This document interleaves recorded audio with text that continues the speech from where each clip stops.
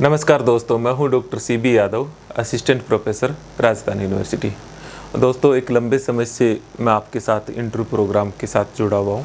इससे पहले बहुत सारे मैंने इंटरव्यूज़ पे अलग अलग डायमेंशन पे आपके साथ संवाद किया है। ज़्यादातर मेरे जो लेक्चर रहे हैं वो एकेडमिक फील्ड के और सिविल सर्विसेज फील्ड के रहे हैं। RS पे मैंने 2-3 लेक्चर पहले भी रखे हैं। अभी जो RS के इंटरव्यू शुरू हो गए 21 तारीख से, और जो एक नई जानकारी आ रही है, जो इंटरव्यू देके आ रहे हैं, और इससे पहले RPSC ने भी थोड़ी चीज़ें साझा की थी कि इंटरव्यू के में कुछ बदलाव हुए हैं, तो थोड़ा ज़रूरी है उसके अनुसार अपनी रणनीति को चेंज करने का। तो आज मैं आपसे 2 मुद्दों पे चर्चा करूंगा। एक संक्षिप्त चर्चा तो करूंगा कि RS के इंटरव्यू में इस बार RPSC क्या नया बदलाव किया है, और उस बदलाव के अकॉर्डिंग आप थोड़ी रणनीति कैसे चेंज करें। तो मैं इस पे तो और थोड़ी डिटेल चर्चा करूंगा जब मैं आपसे, जो मेरे साथ इंटरव्यू प्रोग्राम में जुड़े हुए हैं, उनके साथ मैं जब बैठूंगा तो और डिटेल चर्चा करूंगा, थोड़ी चीज़ें साझा करूंगा। लेकिन मेन फोकस रहेगा, जो सबसे ज़्यादा इस बार इंटरव्यू में जो नई चीज़ देखने को मिल रही है वो है हाइपोथेटिकल क्वेश्चंस। एक ऐसे क्वेश्चंस जो आपको एक सिचुएशन के भीतर आपकी एथिक्स को, आपके डिसीजन मेकिंग को और आपकी पूरी क्रिएटिविटी को चेक की जाती है उसके भीतर।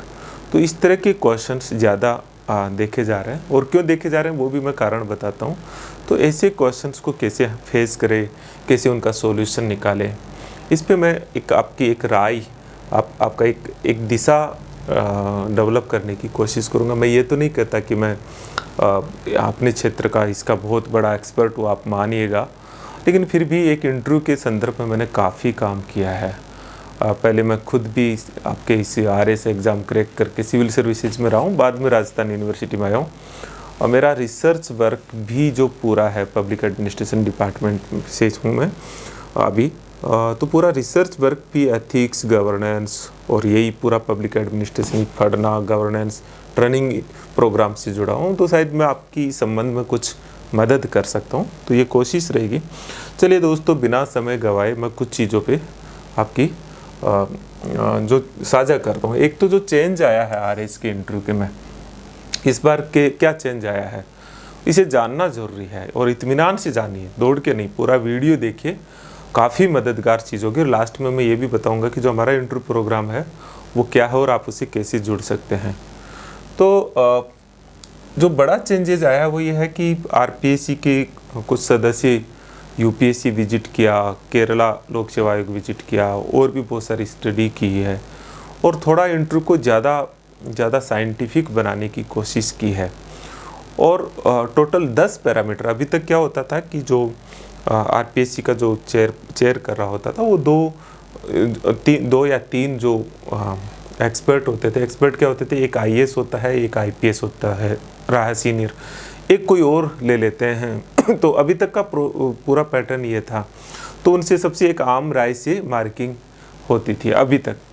इस बार साइंटिफिक क्या है कि टोटल 10 कैटेगरीज के भीतर मार्किंग होगी, जिसमें आपका बॉडी लैंग्वेज से लेके कम्युनिकेशन, डिसीजन मेकिंग, फिर उसके बाद में जो आपकी गवर्नेंस के इश्यूज़ पे कमांड, कंटेम्प्रेरी इश्यूज़ पे कमांड, आपकी सब्जेक्ट नॉलेज थोड़ी सी उसको भी देखेंगे, आपका राजस्थान का कल्चर और इस पार्ट पे आपकी कमांड, फिर एथिक्स, जो एडमिनिस्ट्रेटिव एथिक्स है वो। तो ये सिविल सर्विसेज के फाउंडेशनल वैल्यूज, इन सब का एक पूरा चार्ट बना करके फिर हर की अलग अलग मार्किंग होगी। तो ज़्यादा साइंटिफिक तरीके से चीज़ें होगी। जो स्टूडेंट इंटरव्यू देके आए हैं और जो अभी तक संवाद हुआ है, उसे 2-3 चीज़ें क्लियर हुई है कि पहले इंटरव्यू जनरली फैक्ट बेस ज़्यादा होता था, मतलब तथ्य, जानकारी, नॉलेज। अभी जो इंटरव्यू हो रहे हैं या जो दिशा RPSC ने ली है वो UPSC की तर्ज पे आ गई है, एनालिटिकल पार्ट पे। और एनालिटिकल पार्ट पे भी आपके ओपिनियन बेस्ड कि आप क्या सोचते हैं, इसमें आपका चेंज हुआ है। तो एक बड़ा बदलाव ये है। दूसरा बड़ा बदलाव मैंने आपको बताया है कि इंटरव्यू है वो पहले से ज़्यादा डायनेमिक हुए, मतलब ज़्यादा पैरामीटर पे देखा जाता है। अब ऐसा नहीं कि एक जगह से पहले कोई बात ख़त्म हो जाती थी, अब उसको कई एंगल से देखने का प्रयास करते हैं, और सबके पैरामीटर की मार्किंग होती है। तो ज़्यादा डायनेमिक है और ज़्यादा साइंटिफिक भी हुआ है अब जो इंटरव्यू। एक चीज़ है वो ये है कि जो सबसे इम्पोर्टेंट चीज़ आई है कि इस एनालिसिस में भी जो सबसे बड़े मुद्दे हैं वो है, पहले तो विषय के, जैसे आपने पीजी किससे की, यूजी किससे की, और चीज़ें जो होती है या आरएस का सिलेबस है। अब उससे बढ़ के जो है आपके गवर्नेंस के इश्यूज, गवर्नेंस की पॉलिसीज़ पे आपकी राय क्या है, और इसके साथ साथ जो इम्पोर्टेंट चीज़ आपकी एथिक्स को, आपके डेडिकेशन को, आपके सिविल सर्विसेज वैल्यूज को चेक करने के लिए हाइपोथेटिकल क्वेश्चंस ज़्यादा पूछे जा रहे हैं। इसलिए आपकी तैयारी की रणनीति को थोड़ा बदलिएगा। आप जो ये बहुत सारे नोट्स बना के तैयारी कर रहे हो, उसके बजाय एक राय, एक ओपिनियन बनाइए हर मुद्दे पे, हर चीज़ पे, हर गवर्नमेंट की स्कीम्स पे। एक राय सबसे इम्पोर्टेंट है। और इसके साथ साथ सेल्फ पे आपको काम करना होगा। सेल्फ से काम से मतलब है कि आप केवल इतना ही नहीं कि जो एक आर्टिफिशियलिटी है, आप भीतर से एक सिविल सर्वेंट के वैल्यूज़ को आप एकाकार कर लीजिए। इंटीग्रिटी होती है ना, कि ऐसा नहीं कि आप सिर्फ बोलें, जो बोलें वो आपकी आंखों में भी दिखे, मतलब वो आपके भाव भी दिखे। मन, वचन और कर्म का जो एकाकारता है वो आपकी भाषा में, आपकी बॉडी लैंग्वेज में दिखनी चाहिए। इसलिए एक सजेशन है मेरा आप लोगों को कि अब आप इंटरव्यू की तैयारी करें तो ये नहीं कि ये करना चाहिए, ये करना चाहिए। जो चीज़ है उसको भीतर से महसूस करो। और कोई भी चीज़ आप बोल रहे हैं वो इम्पोर्टेंट नहीं है, उसके भाव इम्पोर्टेंट है। तो भाव तभी आएंगे जब आप सेल्फ पे काम करेंगे। तो सेल्फ पे मैंने कई वीडियो पहले बनाए, आप ज़रूर उन्हें देखिएगा। पीछे जाके आप देखेंगे मैंने सेल्फ पे कई कि कैसे आप अपने आप को बिल्कुल नेचुरल, जिसे एक होता है ना कि एक ओरिजिनल फॉर्म आपके भाव के साथ में अपने प्रस्तुत करें, नहीं है। तो क्या क्या चीज़ें होनी चाहिए, तो इसमें है मेरा ज़्यादा, अभी मैंने थोड़ा हाइपोथेटिकल क्वेश्चंस या आपके ओपिनियन बेस्ड क्वेश्चंस पे आपको करना क्या चाहिए कि कैसे राय बनाए। क्योंकि मोस्टली दिक्कत ये है दोस्तों, आपकी राय या हम सब लोगों की राय आज वो उसमें ऑब्जेक्टिविटी नहीं है। वो राय बेसिकली हमारे बायास्ड से, हमारे वैल्यूज से, और विशेषकर उसमें भी सोशल मीडिया और मीडिया जनित चीज़ों से प्रभावित हो रही है।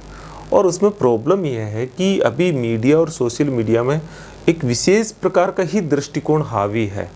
और अगर हम उसी बेस पे हमारी राय बना दें, जिसमें क्रिटिकल थिंकिंग नहीं हो, जिसमें एनालिटिकल पार्ट नहीं हो, जिसमें हमारे कॉन्स्टिट्यूशंस के फाउंडेशनल वैल्यूज नहीं हो, हमारी सिविल सर्विसेज के वैल्यूज और एथिक्स नहीं हो, तो फिर ये तो सामान्य लेमैन की बात होगी। आप सिविल सर्वेंट बन रहे हैं मित्रों, थोड़ा तो अलग होगा, थोड़ा तो गहराई होगी ना।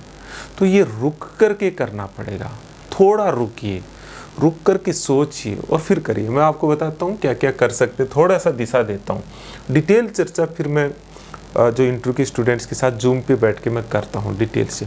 तो मैं कुछ दिशा देता हूँ। देखिए, कोई भी चाहे ओपिनियन हो या हाइपोथेटिकल क्वेश्चन हो, ठीक है, उनमें विशेषकर हाइपोथेटिकल क्वेश्चन, ये बात किसी ओपिनियन पे भी लागू हो जाती है। तो विशेषकर जो हाइपोथेटिकल क्वेश्चंस है उसके एक्शन या सॉल्यूशन के लिए 3 पैरामीटरों को अच्छे से देखिए। आप जल्दबाजी ना कीजिए। Number 1 administrative ethics, number 2 constitutional values, और नंबर 3 गुड गवर्नेंस के पैरामीटर या वैल्यूज। इन 3 को आप बहुत गहरे से देखिए और उन्हें महसूस कीजिए। जैसे फॉर एग्जांपल जो एडमिनिस्ट्रेटिव एथिक्स है उसमें आप इंटीग्रिटी, आप इसे केवल एक पढ़ना नहीं है, उसे महसूस करो कि इंटीग्रिटी क्या होती है। इंटीग्रिटी मतलब सत्यनिष्ठा, सत्य का मतलब नैतिक नियमों के प्रति निष्ठावान हो जाना और उसे एकाकार कर लेना। गांधी के शब्दों में कहे तो मन, वचन और कर्म की एकाकार करना। लेकिन इंटीग्रिटी इतनी नहीं है। इंटीग्रिटी का मतलब होता है कि जो आपके foundational values of civil services या जो आपकी वैल्यू सिस्टम है, आपकी जो वैल्यू सिस्टम है, उनके भीतर प्रायोरिटी हो और पता हो कि 2 वैल्यूज के भीतर अगर डिलेमा या कॉन्फ्लिक्ट उत्पन्न हो जाए तो मुझे किसको प्रायोरिटी देनी है। ये आपकी एक खुद के वैल्यू सिस्टम को जज करते हुए देखिए और आप तय कीजिए। तो ये होती है इंटीग्रिटी। एक होता है ऑब्जेक्टिविटी, कि आपका खुद का जो धारणाएं हैं वो प्रभावित ना हो, ऐसी वस्तुनिष्ठता हो। इम्पार्शियलिटी मतलब थोड़ा थोड़ा बता रहा हूँ, डिटेल से आप मेरे वीडियोज़ को, लेक्चर को देखिएगा। इम्पार्शियलिटी का मतलब होता है ऐसी गतिविधियों ऐसी मतलब अपने आप को राजनीतिक रूप से तटस्थ रखना। मीनिंग मतलब मैं सलाह दूं तो निष्पक्ष दूं, उसमें ये नहीं कि फ़ायदा और नुकसान, और अगर एक्शन करूं तो भी निष्पक्ष करूं। राजनीतिक दबावों से मुक्त होना, उनसे भीतर से मुक्त होना। नॉन पार्टीशनशिप इसी से जुड़ा हुआ है कि ऐसी गतिविधियों से अपने आप को दूर कर लेना, जैसे दूर कर लेना जहां आप पे कोई आरोप लगे, जहां आपको लगता है कि आपकी इंटीग्रिटी पे कोई सवाल उठे, जहां लगता है कि आपके पूरे वैल्यू सिस्टम पे आपकी जो सिविल सर्विसेज की जो आपकी नैतिकता है उस पे सवाल खड़े हो, उन गतिविधियों से अपने आप को दूर कर लेना। जैसे मान लीजिए कि आप किसी ऐसी निर्वाचन प्रक्रिया में आप निर्वाचन देख रहे हैं जहां आपका कोई नज़दीक का रिश्तेदार जो है या नज़दीक का कोई पारिवारिक सदस्य चुनाव लड़ रहा है, तो अपने आप को दूर कर लेना। कोई ऐसी जांच से अपने आप को दूर कर लेना, संलग्न कर लेना। ऐसी गतिविधियों में शामिल नहीं होना, जैसे मान लीजिए किसी समारोह के भीतर शामिल हो और आप उसकी जांच चल रही है, तो ये असंलग्नता है। आप इसे कई मौक़ों पे देखेंगे कि बहुत मदद करता है। एक पार्ट होता है एम्पैथी और कंपैशन। मैं कहता हूँ दोस्तों ये बहुत बहुत गहरी चीज़ है। आप सिंपैथी नहीं, एम्पैथी, किसी की इमोशंस से कनेक्ट होके उन्हें फील करना, केवल कनेक्ट ही नहीं होना, उन्हें फील करना, उन्हें महसूस करना। और कंपैशन का मतलब होता है कि केवल उस दर्द को महसूस ही नहीं करें, बल्कि करुणा, मतलब आपके भीतर कुछ करने का भी भाव हो।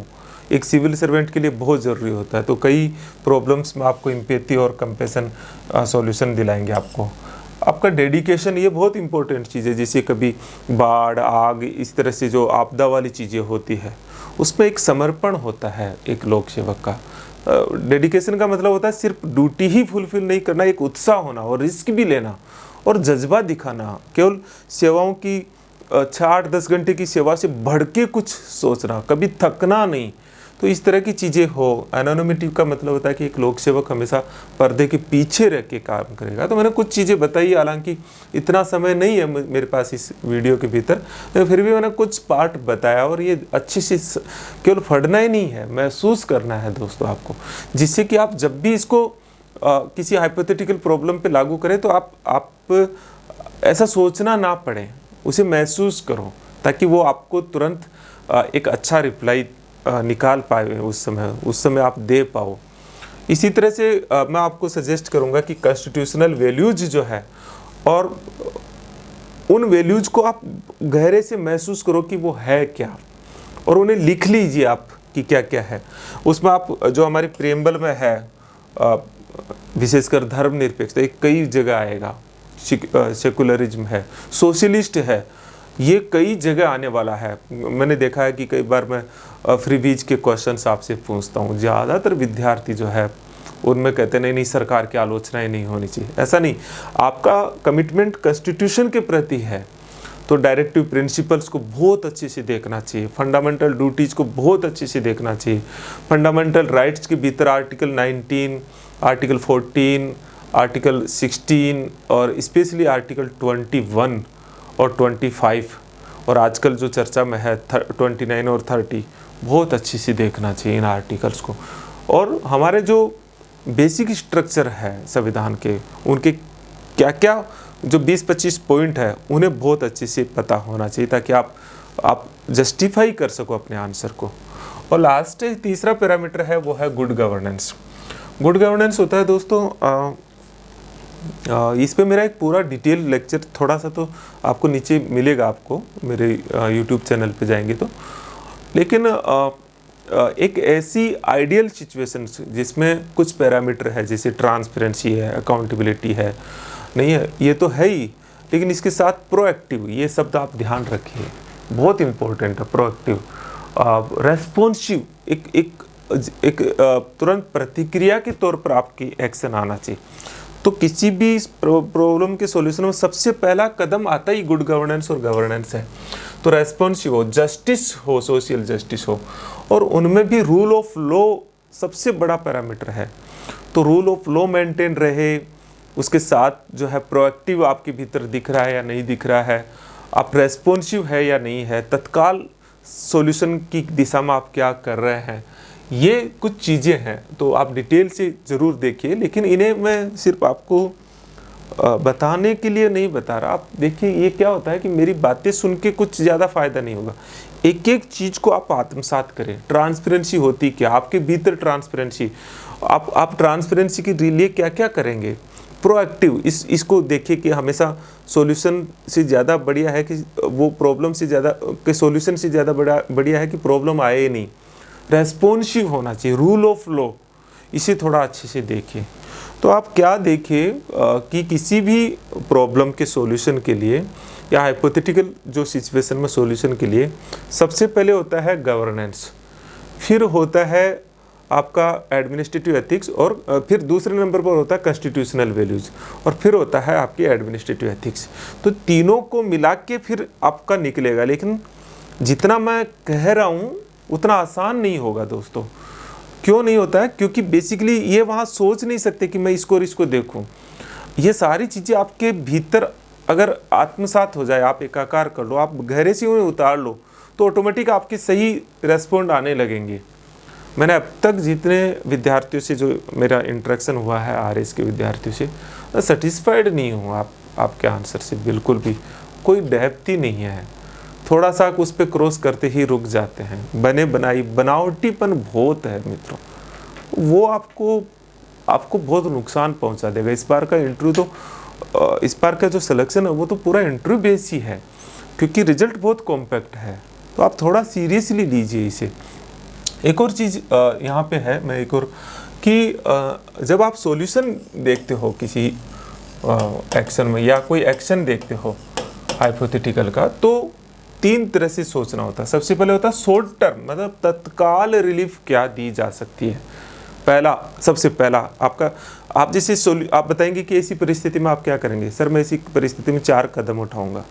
तो पहला और दूसरा जो है वो तत्काल रिलीफ पे जाना चाहिए। शॉर्ट टर्म्स क्या है। दूसरे नंबर पे फिर आप बताओगे कि मिड टर्म, मतलब उसके तुरंत बाद थोड़ा सा परिस्थिति को नॉर्मल करने के लिए आप क्या करेंगे। और थर्ड में आप आएंगे लॉन्ग टर्म कि कुछ ऐसे सजेशंस आप बताइए लास्ट में जिससे कि उसकी पुनरावृत्ति नहीं हो, उस दिशा में भी आप सोचते हो।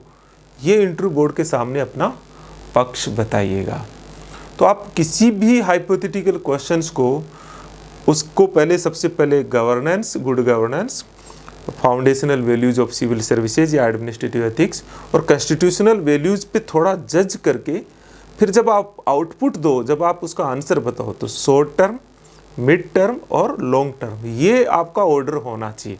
तो ऐसे नहीं कि सबसे पहले बड़ा बताओ कि 10 साल बाद में ये प्रॉब्लम नहीं हो साहब, मैं सबसे पहले ये करूँगा, कदम उठाऊँगा कि मैं कुछ एक कमेटी का गठन करता हूँ और फिर एक शोध करके पता लगाते हैं और फिर एक ऐसा करते हैं, या मैं कुछ ऐसे वैल्यूज सिस्टम डेवलप करता हूँ। अरे तब तक तो नुकसान हो जाएगा भैया। तो ये एक ऑर्डर होना चाहिए आपका। तो क्या हो, जैसे कुछ मैंने 1-2 उदाहरण लेता हूँ, बाद में मैं और एक वीडियो के भीतर लूँगा। 2-3 एग्जाम्पल्स में थोड़ा हम डिस्कस करते हैं। वो मैंने एग्जाम्पल नहीं लिया, थोड़ा सा एक हिंट लिया कि जैसे आप एक एसडीएम है और आपके क्षेत्र में किसी वजह से, कोई घटना की वजह से कोई वो एक सिचुएशन देंगे, सांप्रदायिक तनाव पैदा हो गया, जो कि आजकल कॉमन चीज़ है, और अफवाह भी फैल गई है, हिंसा भी भड़क गई है। बताइए ऐसी परिस्थिति में आप क्या करेंगे। तो जैसे ये एक सिचुएशन आई, आप क्या सोचेंगे।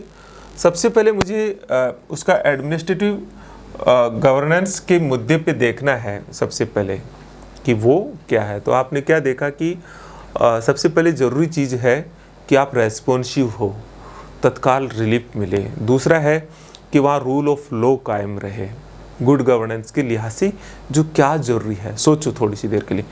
फिर आप देखेंगे कि एडमिनिस्ट्रेटिव एथिक्स के लिहाज से क्या ज़रूरी है।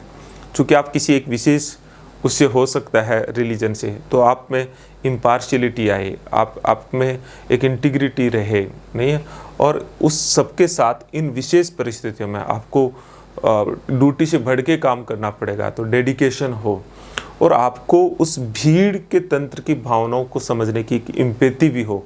कई बार होता है ना, भीड़ बनावटी भी होती है, तो आप उस पर थोड़ा सा सोचेंगे, जस्ट आप उसको देखेंगे। और फिर कॉन्स्टिट्यूशनल वैल्यूज़ पे तौलिए उसे कि जो हमारा सेक्युलर ढांचा है वो बरकरार रहे, और न्याय भी मिले, नहीं है, न्याय भी प्राप्त हो, स्वतंत्रता की भी रक्षा हो और जो फर्टर्निटी है वो भी बरकरार रहे। तो इतने सारी चीज़ें आपके माइंड में आ गई है। अब जब आप सॉल्यूशन देखेंगे तो उसको 3 तरह से बांटिए। तत्काल क्या हो सकता है, मिड टर्म क्या हो सकता है और लॉन्ग टर्म क्या हो सकता है, ऐसे सोचिएगा। तो आप ऐसे सोचेंगे तो क्या होगा, तत्काल सर मैं सबसे पहले धारा 144 लागू करूँगा जिससे कि उस पर कुछ कंट्रोल हो। इतना ही नहीं सर, मैं अफवाहों को रोकने के लिए, क्योंकि अफवाहों का सॉल्यूशन क्या है, विश्वसनीय स्रोतों से आप सूचना तंत्र को बढ़ा दो। तो सर मैं अफवाहों को रोकने के लिए जो आधिकारिक और विश्वसनीय स्रोत है उनसे मैं सूचनाएं जारी करवाऊंगा, और सर जो अफवाहें फैला रहे हैं उनके खिलाफ मुकदमा भी दर्ज करूंगा। तो 3 बातें हो गई। ये हो गया शॉर्ट टर्म, तत्काल आप, और ज़रूरत पड़ी तो फ्लैग मार्च भी करवाऊंगा। तो ये तत्काल कुछ स्टेप्स हो सकते हैं इसमें। मिड टर्म क्या हो सकता है कि आप क्या करेंगे कि हम संवाद करें मिड टर्म, ताकि एक थोड़ा सा तत्काल रिलीफ मिलेगी, अब उसको सॉल्यूशन के लिए संवाद। तो अलग अलग धर्मों के अलग अलग लोगों को, जो प्रमुख लोग हैं, जो नेतृत्व, जो समाज का नेतृत्व करते हैं, जिसमें समाज का विश्वास है, जिनकी अपील काम करती है, उन लोगों को बुला करके उनके साथ चर्चा की करेंगे और फिर अलग अलग कम्युनिटी के भीतर जा कर के भी संवाद करेंगे। तो फिर आप संवाद का एक विकल्प बताएंगे और लास्ट में एक लॉन्ग टर्म के लिए भी बताएंगे कि वो दंगा क्यों भड़का। सर मैं एक कमेटी गठित करूँगा जिसमें अलग अलग वर्गों के लोगों के साथ एक्सपर्ट भी होंगे, वो उनके कारणों का पता लगाएंगे और ऐसी घटनाओं की पुनरावृत्ति नहीं हो इस संबंध में वो जांच करके सुझाव देगी। तो आपने 5 सॉल्यूशन बता दिया और आपका ऑर्डर यही रहा। अब इसमें आपने क्या देखा कि आपने देखा कि गवर्नेंस, कॉन्स्टिट्यूशनल वैल्यूज और सिविल सर्विसेज के वैल्यूज ये है। तो आप ये भी है, इसमें एक चीज़ और भी आप बता सकते हैं, सर मैं खुद भी वहाँ पे उपस्थित रह करके पूरी स्थिति को निगरानी रखूँगा। ये क्या दिखाता है, डेडिकेशन दिखाता है। ठीक है, तो ये सारी चीज़ें आप अपने सॉल्यूशन के भीतर बताएंगे। कोई ज़रूरी नहीं है इसी तरह से बताएं, लेकिन मैं आपको एक फ्रेमवर्क दे रहा हूँ कि कैसे इनका सॉल्यूशन, कैसे सॉल्यूशन क्या आपका बताने का एक ऑर्डर हो। तो कोई रट्टा नहीं लगाएं, दिल से बोले आप। एक आधा और ले लेता हूँ, जैसे इस तरह के क्वेश्चंस होते हैं कि कोई आपदा की स्थिति दे दे, आग लग गई, बाढ़ आ गई, आपदा राहत कार्य चल रहा है और लोग असंतुष्ट है क्योंकि राहत कार्य बड़ा धीमा है। बताइए आप वहाँ पे एसडीएम है, एसीएम है, तहसीलदार है या मान लीजिए कि कलेक्टर है, तो क्या करेंगे? ऐसे सवाल बहुत पूछते हैं। तो आप क्या करेंगे, वही तीनों चीज़ों को, फ्रेमवर्क को दिमाग में लेके आए। नहीं, एडमिनिस्ट्रेटिव और गवर्नेंस की दृष्टि से क्या किया जा सकता है। तो यहाँ रूल ऑफ लॉ का इतना बड़ा मामला नहीं है, ज़्यादा बड़ा मामला क्या है, रिलीफ का है तत्काल, और विश्वास दिलाने का है यहाँ बड़ा मामला। जैसे पुराने वाले में रूल ऑफ लॉ ज़्यादा था, तो ये भी चीज़ है। और तीसरी चीज़ है कि जो चीज़ें हो ट्रांसपेरेंसी के साथ भी हो, तो ये ज़्यादा है। एडमिनिस्ट्रेटिव एथिक्स में सबसे बड़ा क्या हो जाएगा, यहाँ डेडिकेशन सबसे ऊपर आ जाएगा, क्योंकि यहाँ आपको एक्स्ट्रा वर्क करना पड़ेगा। साथ में ही लोगों की भावनाओं की फीलिंग्स को महसूस करो, इसलिए एम्पैथी और कंपैशन बढ़ के आ जाएगा यहाँ पे। तो ये वैल्यूज की ज़्यादा ज़रूरत पड़ेगी। कॉन्स्टिट्यूशनल वैल्यूज के भीतर आप क्या कि कोई भेदभाव नहीं करेंगे किसी भी तरह का, और आपको सबको समरूप भाव से आप सबको सहायता पहुंचाएंगे। और जो सामाजिक, आर्थिक, राजनीतिक न्याय में विशेषकर जो सामाजिक न्याय है, सोशल जस्टिस है, वो भी खैर वो तो यहाँ नहीं लागू होता है, लेकिन फिर भी यहाँ लागू होगा कि आपका जो इन सारी परिस्थितियों में कहीं ऐसा नहीं हो जाए कि कोई दुर्घटना घटित हो जाए, तो वो भी सब बरकरार रहे और समाजवादी जो पक्ष है वो मेंटेन रहे कि हमारी सहायता में सबसे पहले हम सबसे पीछे की पंक्ति पे खड़े व्यक्ति की हम सबसे पहले सहायता करें, ये प्रायोरिटी हमारी होनी चाहिए। इसमें फिर हमारा जो सोशलिस्ट शब्द है वो हमको यहाँ दिशा निर्देशित करेगा। तो क्या करना चाहिए, तत्काल कदम क्या उठाएं, सबसे पहले शॉर्ट टर्म देखना, फिर मिड टर्म देखना, फिर लॉन्ग टर्म देखना। शॉर्ट टर्म क्या होगा, पहले सबसे पहले आप खुद उस स्थिति पे जाएंगे, सबसे पहला काम होगा, क्योंकि ये आपदा की स्थिति है तो खुद जाएंगे। ये साहस पहले आप एज ए लीडर दिखाएंगे कि लीडरशिप क्वालिटी आपकी दिखनी चाहिए, आपका डेडिकेशन, कमिटमेंट, समर्पण दिखना चाहिए आपका, नहीं है। फिर उसके बाद में आप तुरंत प्रभाव से रेस्क्यू ऑपरेशन, मतलब आपके निर्णय लेने की तत्कालिकता दिखनी चाहिए, रेस्क्यू ऑपरेशन शुरू कर देंगे। और फिर आप राहत कार्य और बचाव का कार्य शुरू करेंगे और खुद मॉनिटरिंग करेंगे। तो ये तुरंत आप तत्काल स्टेप्स बता सकते हैं। मिड टर्म में क्या बताएंगे, जो थोड़ा मिड टर्म का सॉल्यूशन, आप संबंधित वर्गों से संवाद करेंगे, अलग अलग लोगों से संवाद करेंगे और उनका पार्टिसिपेशन सुनिश्चित करवाएंगे उस पूरे में। अलग अलग जो ग्रुप्स होते हैं, जैसे कोई युवा ग्रुप बने हुए हैं, बहुत सारे सोशल ग्रुप और एनजीओज, उनसे संवाद करते हुए उस पूरी प्रक्रिया में आप भागीदार बनाएंगे आप उन्हें। और फिर आप कहेंगे कि जो सरकार की जो कार्यक्रम, योजनाएं और स्कीम्स है, उनका फ़ायदा कैसे पहुँचे, इसके लिए फिर आप अधिकारियों और उनकी मीटिंग लेकर के वो सुनिश्चित करेंगे। तो आप ऐसा बता सकते हैं। दीर्घकालिक सॉल्यूशन के लिए फिर वही बात आती है कि वो जो आपदा ही उसके दो सॉल्यूशन है। एक प्रोएक्टिव, मतलब हम दोबारा से इस तरह से आपदा ना हो, जैसे आग वगैरह लगी है या बाढ़ आई है तो क्यों आई है, तो दोबारा से इस तरह से नहीं हो, इसके लिए एक जांच कमेटी बना करके कुछ स्टेप्स क्या उठा सकता है प्रोएक्टिव तौर पर प्रशासन, वो आप बताएंगे। तो इस तरह से आप इसके अलग अलग डायमेंशन पे करेंगे। तो मैंने कुछ सवाल लिए हैं, बहुत सारे सवाल इसमें होते हैं, चूँकि वीडियो लंबा हो जाता है, मैंने 6-7 सवालों का सोचा था, तो मैं इतना नहीं कर पाऊँगा, नेक्स्ट कभी और एक वीडियो के भीतर आपको बताऊँगा।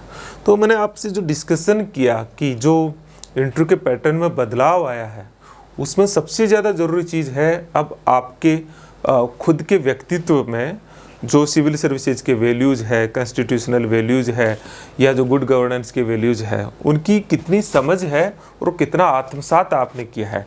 और इसकी मतलब आपकी जो जांच है वो ज़्यादा है, और ये होनी भी चाहिए। मुझे लगता है आरपीएससी का बहुत अच्छा कदम है इस दिशा में। तो आप भी अपनी जो तैयारी है इंटरव्यू की, उसमें ये डायमेंशन लेके आओ। और मैंने तो मेरे इंटरव्यू का प्रोग्राम पहले भी ऐसे ही था, अब थोड़ा सा इस दिशा में मैंने ज़्यादा मोड़ दिया है।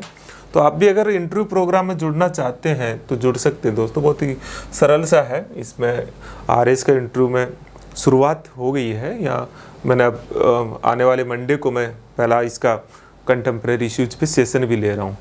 तो इसमें क्या होता है, एक तो 1-to-1 सेशन होता है जब मैं आपसे डिटेल से डिस्कशन करता हूँ, बहुत डिटेल से, एक एक स्टूडेंट से 1-1 घंटे हर डायमेंशन पे मॉक और सब, एक तरह से 360 डिग्री एक तरह से आपका एनालिसिस होता है उसमें। ओरिएंटेशन सेशन में हम बहुत सारे एक्सपर्ट के लेक्चर जो करवा दिए, वो सारे सीबी कैंपस ऐप है। मैं मिलता दोनों तरफ से हूँ, मतलब 1-to-1 और इनमें तो ऑफलाइन मिल लेता हूँ, ऑनलाइन भी मिल लेता हूँ, लेकिन जो डिस्कशंस होते हैं बड़े, वो मोस्टली जूम ऐप पे होते हैं।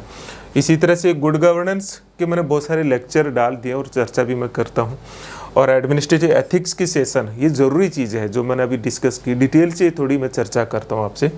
कंटेम्प्रेरी इश्यूज पे एक ओपिनियन निर्माण, तो यहाँ छोटे छोटे ग्रुप्स बना के टॉपिक्स आपको देख करके एक बेस्ट ओपिनियन क्या हो सकता है, तो फैक्चुअल नॉलेज के साथ साथ एक ओपिनियन निर्माण का काम हो। फिर एक मॉक इंटरव्यू करते हैं, और फाइनली लास्ट में आजकल, और क्योंकि स्टूडेंट्स को मेंटरशिप की ज़रूरत है, ये केवल मॉक देने से कुछ नहीं होता, मतलब मैं ये नहीं कहता कुछ भी नहीं होता, लेकिन सब कुछ तो नहीं होता क्योंकि मॉक से बस आप देख के आ गए, ठीक है, भीतर से तो आप पे कोई इम्प्रूवमेंट नहीं हुआ ना। कोई आपके साथ बैठ के चीज़ों को दूर करवाएं, समझे, और वहाँ से आपको एक मेंटरशिप की तरह, मतलब आपकी एक एक चीज़ों को इम्प्रूव करें। जैसे आप एक आंसर दिए, उसको मॉडिफाइड कैसे किया, मैंने मॉक ले लूँगा, कह दूँगा आप में ये 4 कमियाँ हैं, ठीक है भैया, लेकिन तैरना के लिए थोड़ा तो मतलब होता है ना कि आपको चीज़ें चलने के लिए ये गलत है तो सही क्या है, तो बैठ के थोड़ी उसके साथ जब प्रैक्टिस करते हो, फिर धीरे धीरे आप उस दिशा में प्रैक्टिस करते रहते हो,